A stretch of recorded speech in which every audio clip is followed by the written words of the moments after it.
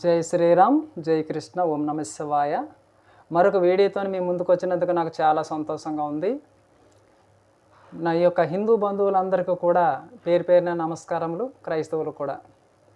ఈ వీడియో చేయగలడానికి కారణం ఏంటంటే, నేను గత కాలంలో కూడా చాలా వీడియోలు చేశాను, ఆఖరికి వీడియోలు చేస్తూ ఉన్నాను, చెప్తూ వస్తూనే ఉన్నాను.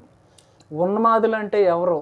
హిందువుల, క్రైస్తవుల? అంటే హిందువు తన మతంలో ఉండి జాబులు చేసుకుంటూ, పనులు చేసుకుంటూ తన యొక్క హిందూ మతాన్ని ఎవరికి ప్రచారం చేయడు గనక హిందూ ఎప్పటికీ కూడా మతోన్మాది కాదు. మతాన్ని మార్చేవాడే మతోన్మాది. మతం ఎవరు మారుస్తూ ఉన్నారు?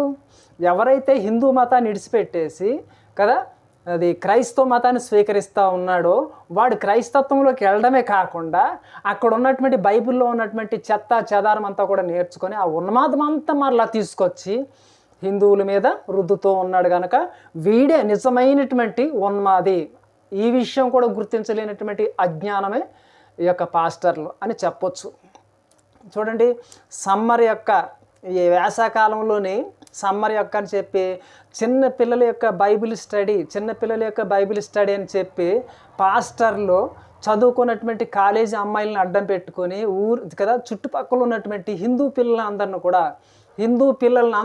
కూడా గ్యాదర్ చేసి వాళ్ళకి గిఫ్ట్లు ఇస్తూ, డబ్బులు ఇస్తూ, చాక్లెట్లు ఇస్తూ, 5 స్టార్ చాక్లెట్లు ఇస్తూ వాళ్ళందరినీ కూడా చర్చిలోకి తీసుకొచ్చి కూర్చోబెట్టి చిల్డ్రన్ బైబిల్ స్కూల్ అని చెప్పి పెట్టి వారికి హిందూ పిల్లలకి చిన్నప్పుడే క్రైస్తవ్యం గురించి నేర్పుతూ, క్రైస్తవ్యంలో ఉన్నటువంటి యేసుక్రీస్తే నిజమైనటువంటి దేవుడు, సత్యమైనటువంటి దేవుడు అని చెప్పి వాళ్ళకి వాక్యాలు వినిపిస్తూ, నేర్పిస్తూ, డ్యాన్స్లు వేపిస్తూ, పాటలు నేర్పిస్తూ చిన్నప్పుడే హిందువుల యొక్క హిందువుల్లోనే క్రైస్తవ్యం గురించినటువంటి బీజాన్ని విత్తడం జరుగుతుంది ఈ పాస్టర్లు.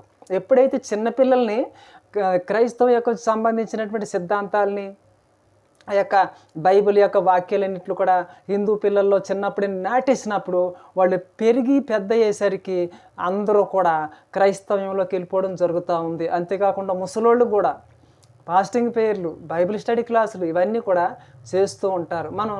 మీరు ఒక వాల్ పోస్టుల మీద చూడండి, ఆర్ వాయిస్ అనే ఛానల్లో కూడా ఒక వీడియో వాళ్ళు ప్రపోజ్ చేశారు. వాళ్ళు ఇది సామర్లకోటలో జరిగింది. ఇది మీరు వాల్ పోస్ట్లో చూస్తున్నారు కదా, సామర్లకోటలో జరిగింది. సామర్లకోటలోని ఒక చర్చి ఉందన్నమాట.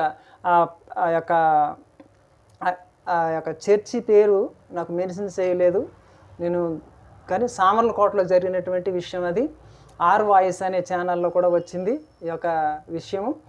కనుక సామర్లకోటలో జరిగింది ఇది. అయితే చుట్టుపక్కల ఉన్నటువంటి హిందూ పిల్లల్ని అందరిని కూడా తీసుకొచ్చి ఆ చర్చిలో కూర్చోబెట్టి కొంతమంది క్రైస్తవ పిల్లలతో కలిపి అక్కడ డ్యాన్సులు వేయించడం, పాటలు నేర్పించడం, యేసుక్రీస్తే నిజమైనటువంటి దేవుడు అని చెప్పి వాళ్ళకి చెప్పడం, చిన్నప్పుడే హిందూ పిల్లల్లోని యొక్క క్రైస్తవ్యం ఉన్మాదిని బీజాన్ని నాటేయడం, ఇలాంటివన్నీ జరుగుతాయి. ఒక్క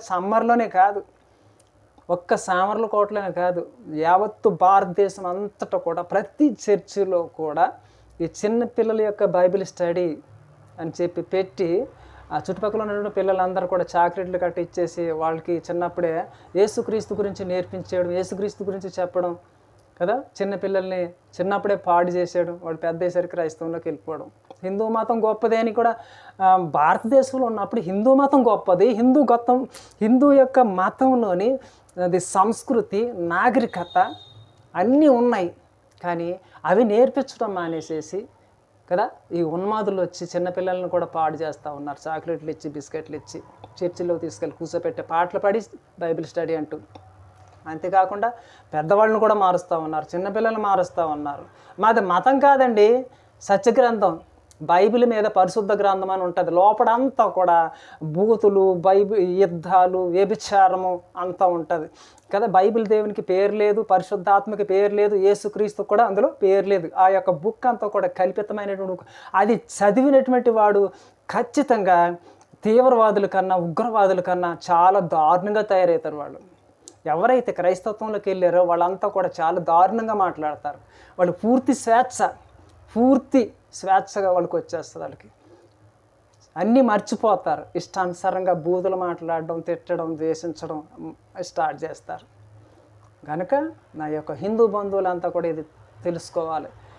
ప్రతి ఒక్కరు కూడా మీ గ్రామాల్లోని ఉంటున్నటువంటి ఒక హిందూ పిల్లలందరి మీద కూడా ఒక కన్నేసి ఉంచండి. ఎవరైనా పాస్టర్లు వచ్చి చిన్న పిల్లలతో చర్చలు జరిపిన వాళ్ళని తీసుకెళ్లాలని ప్రయత్నం చేసిన వెంటనే కూడా హిందువులు అడ్డుకోవాలి, పాస్టర్లకు బుద్ధి చెప్పాలి, చిన్న పిల్లల్ని పోనీయకుండా చూసుకోవాలి.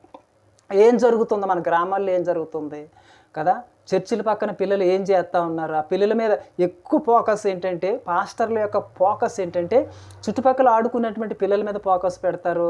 చదువుకుంటున్నటువంటి కాలేజీ అమ్మాయిల్ని ఇది మంచి చేసుకొని వాళ్ళ ద్వారా చిన్నపిల్లల్ని చర్చికి నడిపించడం, ముసలోళ్ళని నడిపించడం, ఇలాగా ఇంట్లో ఉన్నటువంటి ఒంటరిగా ఉన్నటువంటి ఆడవాళ్ళ దగ్గరికి ఆడవాళ్ళని పంపించి కబ్జా చేయడం, ఉపవాస ప్రార్థనలు కదా, ఫాస్టింగ్ ప్రేయర్లు అన్నీ పెట్టడం కదా, గర్భం లేనటువంటి నీకు గర్భం యేసుక్రీస్తు గర్భం ఇచ్చేస్తాడు, ఉద్యోగం లేనటువంటి ఉద్యోగం ఇచ్చేస్తాడు కదా, ఆపదలో ఉన్నవాడికి ఆయన ఆదుకుంటాడు కదా, రక్తం కార్చాడు అని చెప్పి రకరకాలమైనటువంటి కల్పితమైనటువంటి బైబిల్లో ఉన్నటువంటి ఉన్నమాదమైనటువంటి మాటలన్నింటిని కూడా కదా హిందువులకు బోధించేస్తారు.